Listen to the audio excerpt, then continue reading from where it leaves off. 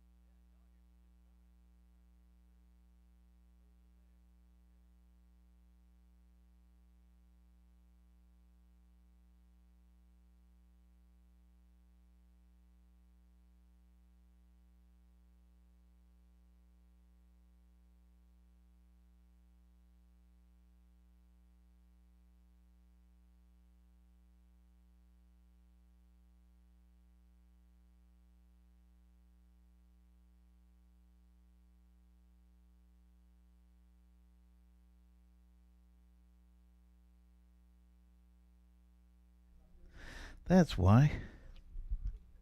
Okay, I got it now. And for those watching at home, I'm sorry we had a technical difficulty there. Now it's coming through. All right. So remember, sacrifice had to cost something. It was meant for the atonement, but when you atone for something, it has to be you have to be something that you're willing to give, and it's got to be of yourself and from yourself. Okay? So now we're going to talk about the sheep, if it's a sheep or a goat. Okay?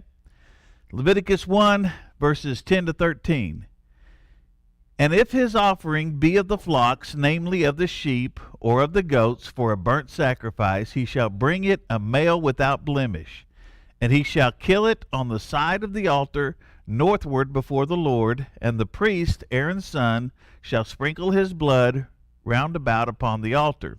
And he shall cut it into pieces with his head and his fat, and the priest shall lay them in order on the wood that is on the fire which is upon the altar. And he shall wash the inwards and the legs with water, and the priest shall bring it all and burn it upon the altar. It is a burnt sacrifice, an offering made by fire, of a sweet savor unto the Lord. Now, the procedure was essentially the same as what it was with the bull. They had to lay their hands upon it, transfer their sin upon that. Now, if you remember from last week, we always tend to think that when the sacrifice was made, it was the priest that killed the sacrifice. But according to this, it's not. It is the person who is offering the sacrifice. They lay their hands upon it, transferred their sin upon the sacrifice, then they killed the sacrifice. All right? And then the priest did the rest of it. Okay? So the procedure is essentially the same as it was for offering the bull. Except the thing it doesn't say is that the sheep or the goat was not skinned. Now, if you remember, the bull was skinned. But here it doesn't say anything about the sheep or the goat being skinned. Okay? A bull presented as a burnt offering had to be skinned. We saw that in verse 6, right? But not a sheep or a goat, or it doesn't say that that the sheep or the goat should be. Now, the absence of any mention of this gesture doesn't necessarily indicate that it was omitted, that they didn't have to do that they didn't have to skin it. It's possible that Moses simply decided not to repeat all of the mechanical details of what they had to do. All right? It was basically the same procedure.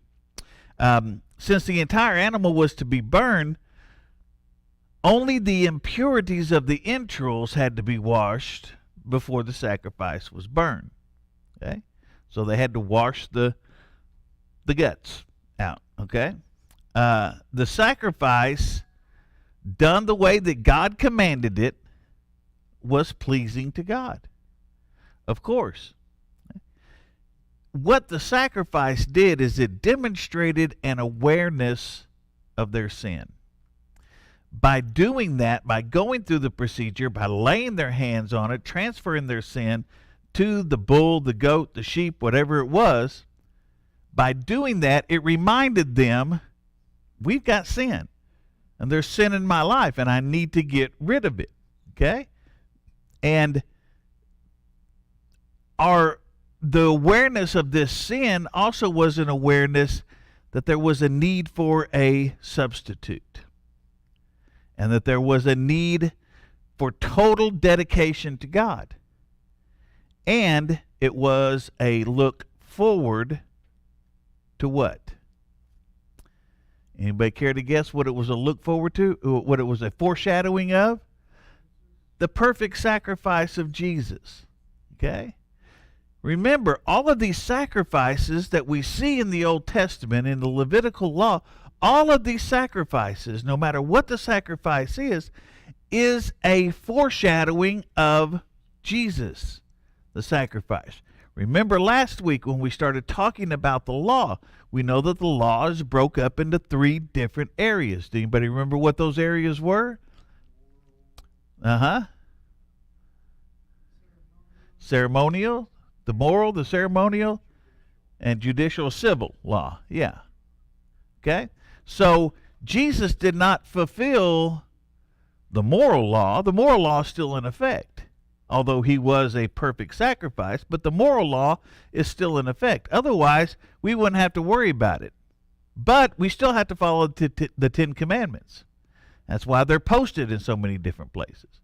It's because we still have to follow those. That's part of the moral law. So we still have to follow that law. That law is still in effect.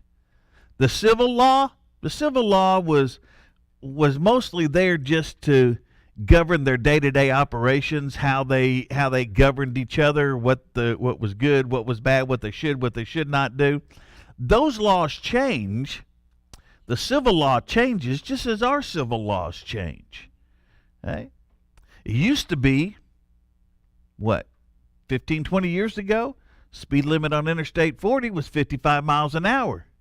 Now it's 75 miles an hour, except when you get into Oklahoma, then it drops down to 70. And then after a while, it goes up to 75, and then it goes back down. Unless you get on the turnpikes, then it's 80. But anyway, you just got to watch where it's at. But that law changed. The laws change, and that's okay. All right. Jesus fulfilled the ceremonial, the sacrificial part of the law. That's the law that Jesus fulfilled. So when people say that, well, Jesus fulfilled the law, he fulfilled part of the law. He fulfilled one part. When they start talking about, when some of the, especially non-believers, start talking about the law, you have to clarify, which law are we talking about? Which part of the law are we talking about? Okay? Yeah, all the law that they really know is the 10 Commandments. But they'll say, there again, if I think I used it as an example last week. If a woman was not a virgin when she was married, she was supposed to be taken out and stoned. The father was supposed to stone her and kill her. Okay? Well, that's part of the moral law, But the taking her out and stoning her and killing her, that was part of the civil law. Well, that part changed. All right? So you don't have to do that anymore, but you still need to not commit adultery. That's still wrong. Right? So the penalty, as far as the civil penalty for it, has changed, but the moral part of it remains the same. All right. The sacrifice of Jesus would ultimately be the perfect, sweet sacrifice that was pleasing to God. And therefore, it was offered once and for all. Jesus' sacrifice was the once and for all sacrifice for all of us. Now, again, the sacrifice, when the sacrifice is made, the person making the sacrifice, or the person who is receiving the benefit from the sacrifice, we'll put it that way, the one who is receiving the benefit of the sacrifice also had to do something. It's the same thing with Jesus. You can't just say Jesus paid the price for all of us. He cleanses all of our sin, which he does. But we still have to do that. We still have a responsibility. We still have to accept that. Otherwise, it's of no effect to us. Okay? That would be like giving somebody else a bull and saying, "You go sacrifice it for me." Well, they can't. Okay? You have to do it yourself. All right? Let's look at verses 14 to 17. And if the burnt sacrifice for his offering to the Lord be of fowls, in other words, birds, then he shall bring his offering of turtle doves or of young pigeons. And the priest shall bring it unto the altar, and wring off its head, and burn it on the altar, and the blood thereof shall be wrung out at the side of the altar. And he shall pluck away all his crop with his feathers, and cast it beside the altar on the east part by the place of the ashes. And he shall cleave it with the wings thereof, but shall not divide it asunder. And the priest shall burn it upon the altar, upon the wood that is upon the fire. It is a burnt sacrifice, an offering made by fire, and of sweet savor unto the Lord.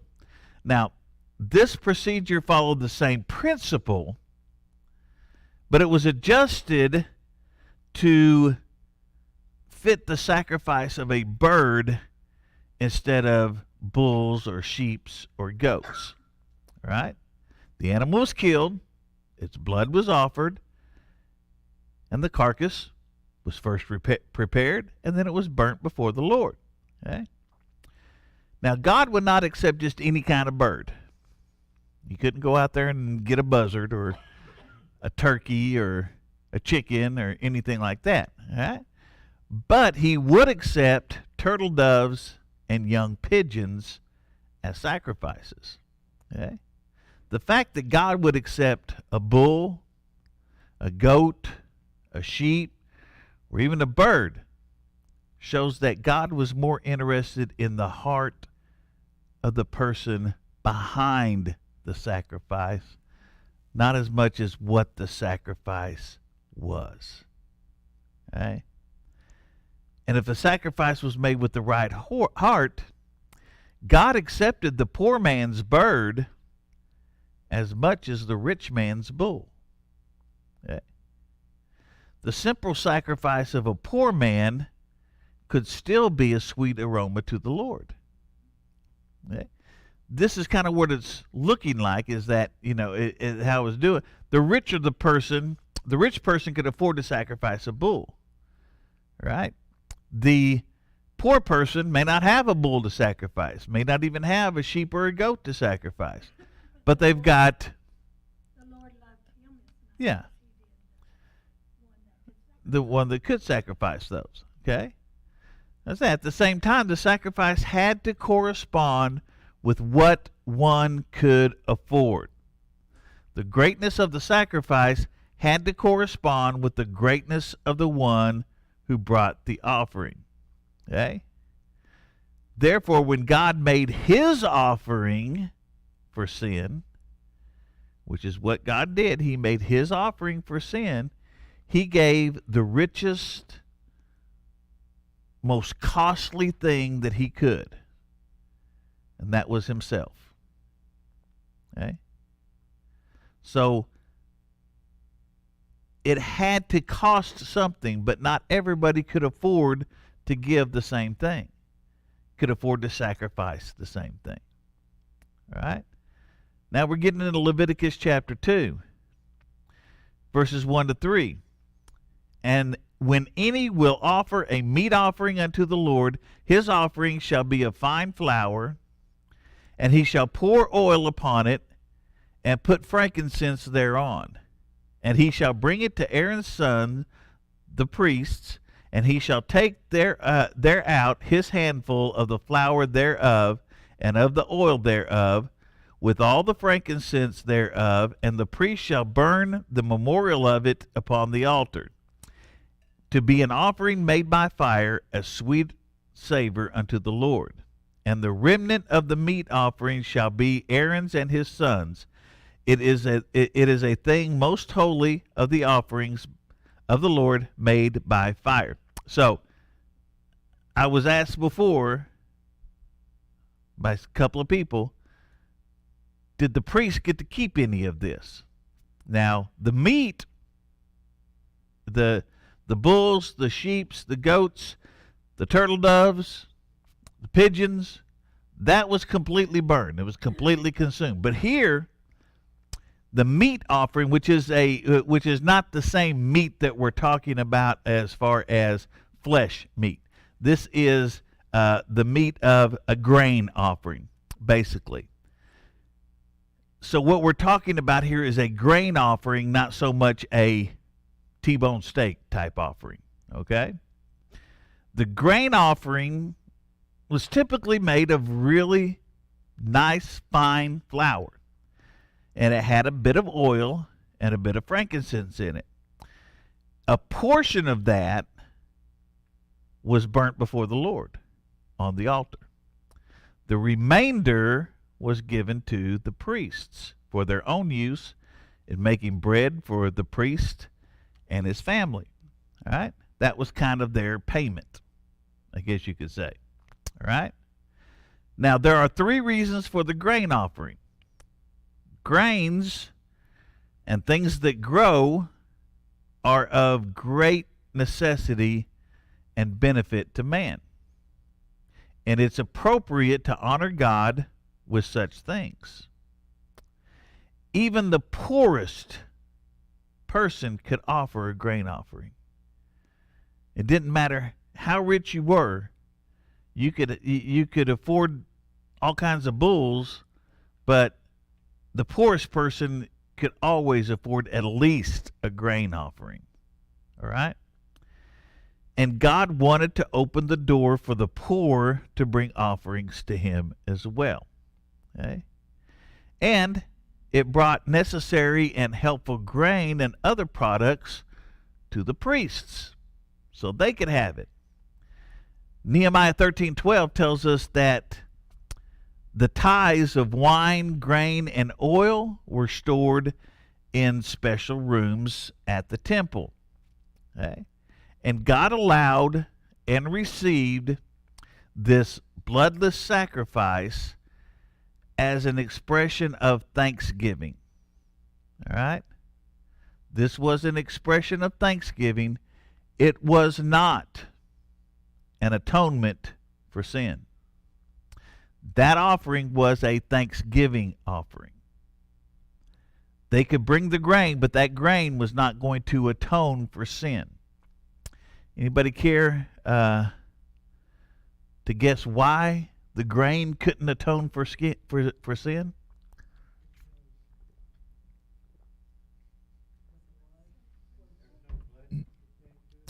There's no blood. Exactly. There's no blood. Only the blood could atone for sin. Huh?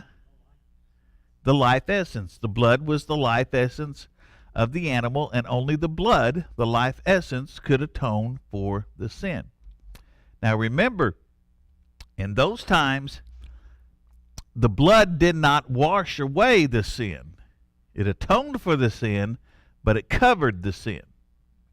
It wasn't until Jesus' sacrifice, where he shed his blood, that those sins were wiped away. And even those that had their sins atoned for by the covering of the blood of the animals, those sins were wiped away too with the shedding of Jesus' blood. Right? So in a society where most of the people were farmers, this was a pretty fitting symbol of thanks for God's faithful provision to them. Okay? And the emphasis of the grain offering, the meat offering as they called it, the grain offering, was gratitude. Just being thankful, having gratitude. That it was the emphasis was so great on that it was called the most holy of the offerings. Okay? And because it was called the most holy of the offerings, it shows the high regard that God has for thankfulness. How many times do we go through the day, or through our lives, good things happen, but we don't thank God for it? If somebody came up and handed you $1,000, what would you say? Thank you. Yet God gives us provision and we don't thank him. We should be thanking him. Thankfulness is very, very important to the Lord. He wants us to be thankful for the provision that he has given us. All right? All right, verses 4 to 10. And if thou bring an oblation of a meat offering baked in the oven, it shall be unleavened cakes of fine flour mingled with oil, or unleavened wafers anointed with oil. And if thy oblation be a meat offering baked in a pan, it shall be of fine flour unleavened, mingled with oil. Thou shalt part it in pieces and pour oil thereon. It is a meat offering. And if thy oblation be a meat offering baked in a frying pan, it shall be made of fine flour with oil. And thou shalt bring the meat offering that is made of these things unto the Lord, and when it is presented unto the priest, he shall bring it unto the altar. And the priest shall take from the meat offering a memorial thereof, and shall burn it upon the altar. It is an offering made by fire, of a sweet savor unto the Lord. And that which is left of the meat offering shall be Aaron's and his sons'. It is a thing most holy of the offerings of the Lord made by fire. So the grain offering could be brought in the form of fine flour that's already been baked. Right? And they could bake it in an oven. They could cook it on a flat griddle. They could prepare it in a covered pan. All right? But no matter what the form was, the grain offering had to be prepared at home. Yes, had to be. It's a very good question. Why was it always unleavened? And we're going to cover that. All right? But I'll give you a preview. The leaven represents what in the Bible? Sin. Leaven represented sin. Okay? The Passover feast, yeah. The Feast of Unleavened Bread, yeah. Yeah. Yep. So we can imagine an ancient Jewish woman carefully preparing the best that her kitchen could make and presenting it to God as a sacrifice. Right? This expression of devotion to God began at home. Had to begin at home. And if offered with the right heart, it was a sweet aroma to the Lord. Okay? And it will be specifically commanded in Leviticus 2:11 that God did not want yeast, in the grain offering. They couldn't have that in there.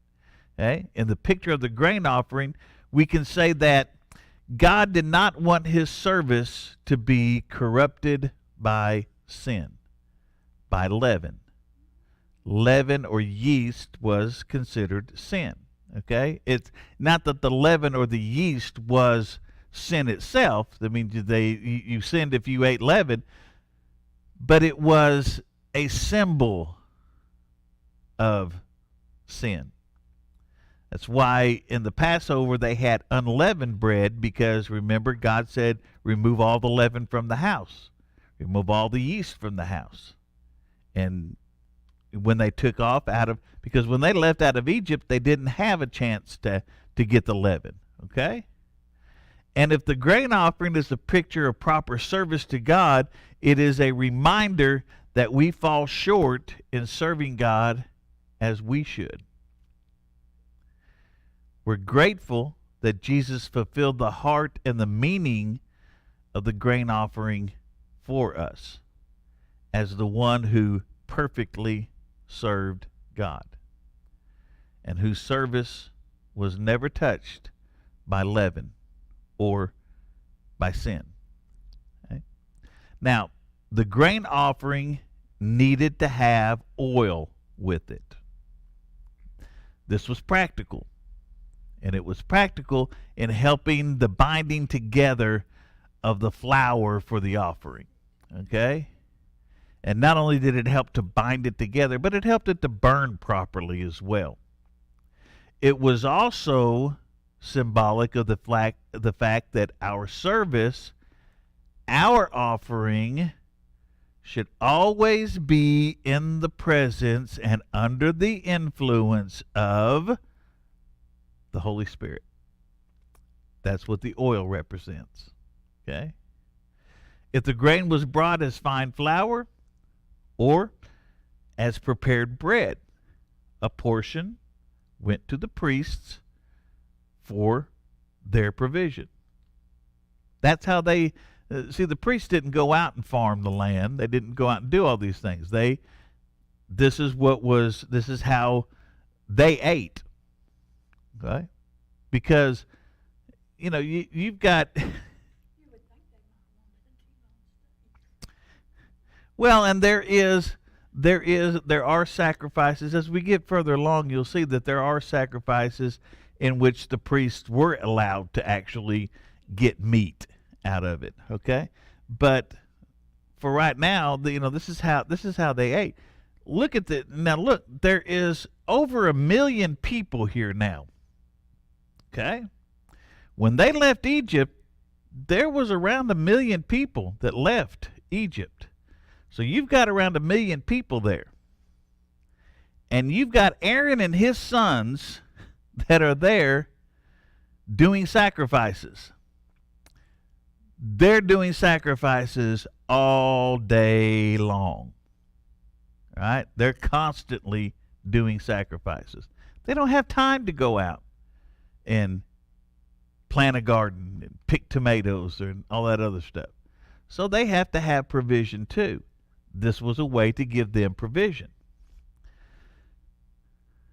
Verse 11, no meat offering which ye shall bring unto the Lord shall be made with leaven, for ye shall burn no leaven, nor any honey in any offering of the Lord made by fire.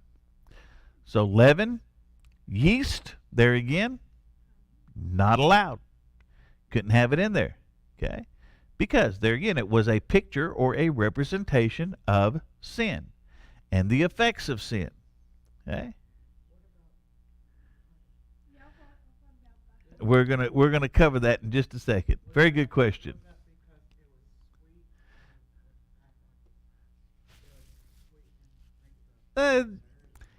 It's close, but not completely. We'll cover that. I don't want to give it away right now. All right. Now, ancient Israelites brought leaven into their dough by how a lot of people back in years past used to do it, by getting a pinch of the dough that they had before and putting it in there. Yeah, he had starter dough. Okay? and you had a little ball of dough, and you would put it in there, and when it rose and got all ready, you took a piece of that and you set it aside. And the next batch of bread you made, you stuck that in there, and that produced more of the leaven, more of the yeast. All right? So this is the way that, and even now, this is the way they do it when they make sourdough bread. All right? A little pinch of dough from the old batch is put into it, and it made a whole new lump of dough rise and puff up. Okay? And that yeast spread through the whole batch. Okay? So therefore, the work of leaven was considered an illustration of the work of sin and pride. The presence of a little bit of it can corrupt everything. Because all you had to do was have just a little bit of that starter dough to get into all of it. Okay? Well, I just wonder if the leaven, the yeast, was, determined it was, a sin, and you may have unleavened bread was because the yeast was used to make alcohol. No. Nope. That's not what it is. Okay? Because they drank alcohol. you know. Yeah, they drank alcohol. People say, "Oh, it was grape juice." No, that was Moses did not get drunk on. Noah didn't get drunk on grape juice. He got drunk on wine. Yeah, water was. You didn't have a way to purify water, so by fermenting the grapes and turning it into alcohol, it was a way to purify what you were drinking, actually. Okay? But bread with leaven was a part of the peace offering, which we will see later on. But that was not offered on the altar. In the peace offering, the bread with leaven was part of a heave, what they call a heave offering, or a wave offering. So we'll get into those more and explain more of those as we go along. Okay? Now, honey. You ask about honey. Honey was not allowed because it was a favorite thing to sacrifice to the pagan deities. So all the pagan deities, the false gods, that was a favorite thing to sacrifice to them was honey. And God did not want to be worshipped in the same way that the pagan gods were worshipped. So he said, no honey. Right? Now leaven, yeast, can make things artificially sour. Yeah. Yeah. Leaven can make things artificially sour. And honey can make things artificially sweet. And God did not want any of these in a sacrifice. Okay? Didn't want that. When we offer ourselves as a living sacrifice, which Romans 12:1 tells us that we're supposed to, he wants us to come as we are. Without, yeah, we have to, he wants us to come as we are. He doesn't want us to make ourselves artificially sour or artificially sweet. He wants us to just come as we are. Come before him as we are. That's what he wants. Because you can't fool God anyway. You can go up there and try to you can fool man, but you can't fool God. Okay? You know, you can fool, what's that, how's that go? You can fool some of the people all the time, all the people some of the time, but you can't fool God any of the time. All right? God, you can't fool at all. All right? All right, verse number 12. As for the oblation of the first fruits, Ye shall offer them unto the Lord, but they shall not be burnt on the altar for a sweet savor. So the best of the first of the harvest, that's the first fruits, was to be offered to the Lord. Okay? But not as the other grain offerings were. These were never to be burnt on the altar. Okay? But they were offered with a different procedure. God had a different procedure for offering of the first fruits than the grain offering. And we'll see this in upcoming verses as well. Verse 13, and every oblation of thy meat offering shalt thou season with salt, neither shalt thou suffer the salt of the covenant of thy God to be lacking from thy meat offering. With all thine offerings thou shalt offer salt. Salt was a very important part of the offering. Huh? Very good question. We're going to answer that question too. All right? Salt spoke of purity. All right? It spoke of purity, it spoke of preservation, and it spoke of expense. Salt was so valued a lot of times in the ancient world that people were actually paid wages in salt. Yeah, the Romans did that. They would pay people in salt because salt was that valuable. Right? Yeah, I hear a dog barking.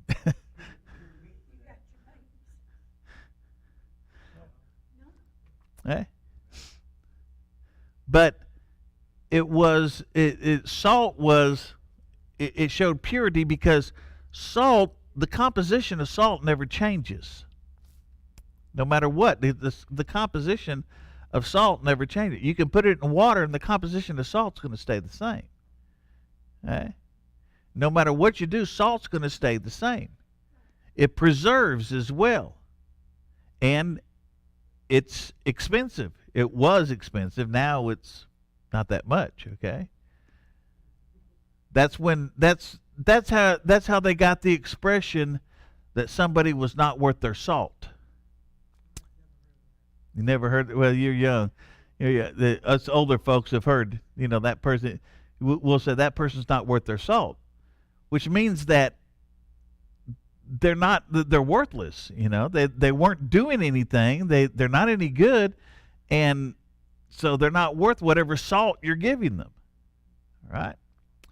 Now, every sacrifice offered to God had to be pure. It had to be enduring. Salt, again, is a preservative. And it should cost something. Now, in this one verse, God repeated the command 3 times. As a preservative, salt will slow or virtually stop the normal process of rotten meat. When you salt cure something, and that used to be how they would preserve meats before they had refrigeration. They would salt cure it because. I remember my grandfather having a smokehouse and he would salt that meat. I remember going out there and licking those hands. Yeah. But yeah, salt was, Pure and salt, that was good. the salt was salt. It would, yeah, it does. And it kills the bacteria, and it helps to slow down, or at least, or sometimes even completely stop the process of rot. Okay? It's the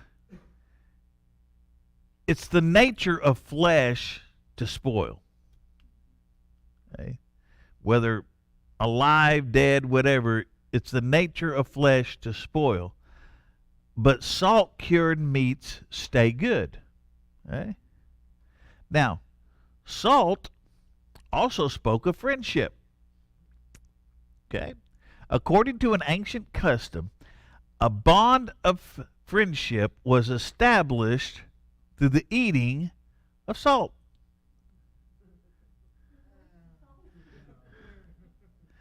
Eh?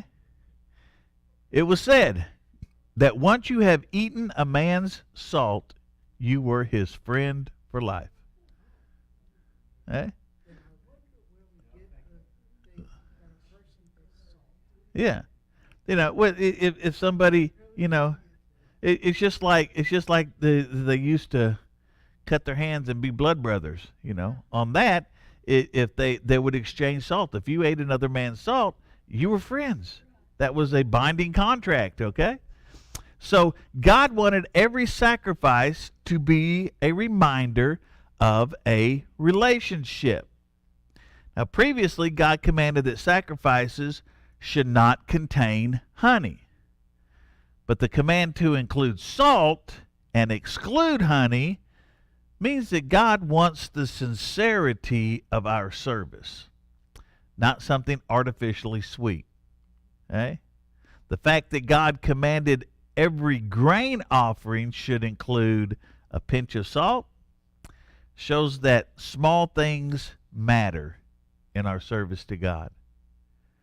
So, it wasn't like he was, they weren't saying that you had to put whole handfuls of salt in the grain offering. They wanted a pinch of salt, just a pinch of salt added with it. Okay? Our faithfulness in the small things is what honors God. Okay? And a covenant of salt had specific characteristics. It was a pure covenant because salt is pure. It was an enduring covenant because salt preserves. And it was a valuable covenant because salt was valuable. The idea of the covenant of salt is repeated several times. In Numbers 18:19 and 2 Chronicles 13:5, it talks about the covenant of salt. Jesus spoke of the idea of a salt and sacrifice in Mark 9:49 and 50. Okay? So write those down. You can go look them up later. But because salt spoke of so many things, the covenant, fellowship, sincerity, purity, the inclusion of salt with all your offerings speaks to the way that we should serve God. In all of our service, we must remember the covenant, remember the fellowship, and remember the sincerity, and also remember purity. All right?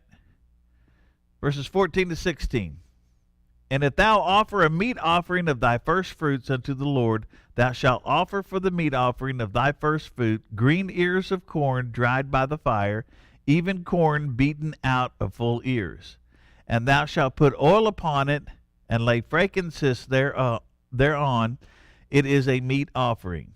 And the priest shall burn the memorial part of it, part of the beaten corn thereof, and part of the oil thereof, with all the frankincense thereof. It is an offering made by fire unto the Lord. Now, notice what it says here. It says part of the corn, part of the oil, but all the frankincense. Why?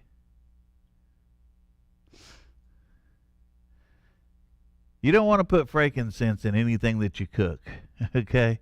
You don't want to have frankincense because frankincense is poison. All right?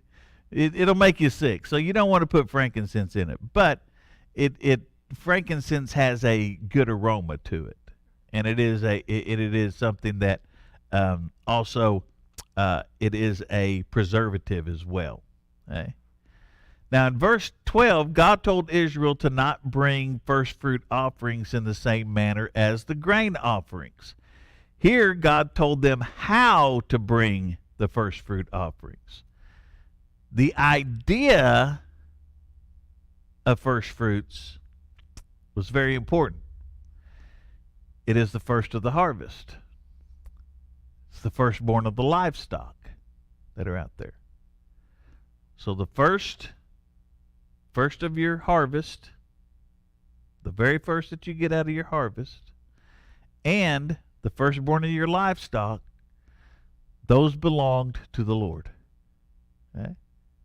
Now, this could be risky. Why?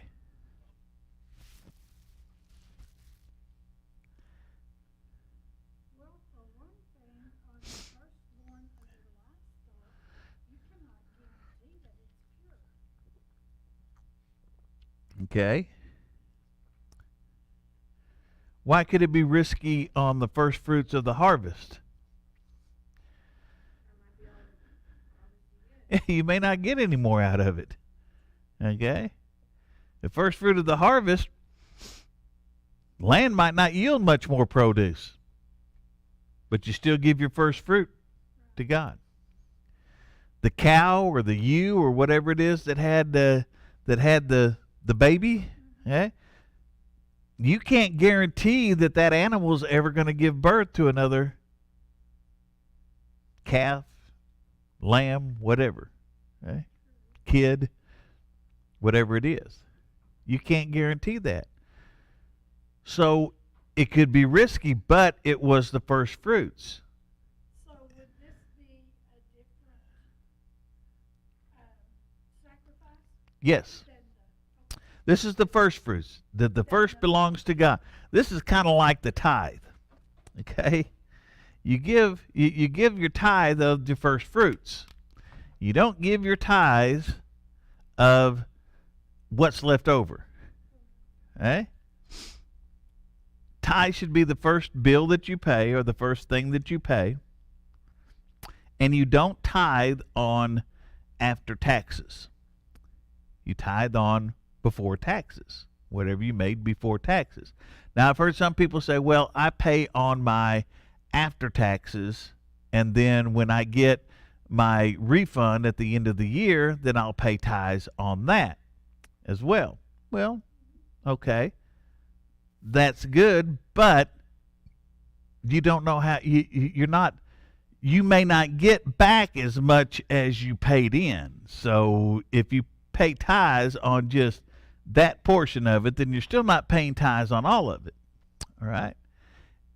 Also, and don't get me started on the. I'm not even going to get started on the refunds that people get, because people that don't work a day and then they get $3,000, $4,000, $5,000 back and say, "Oh, I got my tax refund." No, you didn't get a refund. You didn't pay anything in. How can you get a refund on something that you never paid? But anyway, okay. Moving on now. The first belonged to God, right? The Lord promised to bless this giving of the first fruit and firstborn faith. And it seems that none of the first fruits offering were kept by the priest, right? But all of it was burnt to thank God.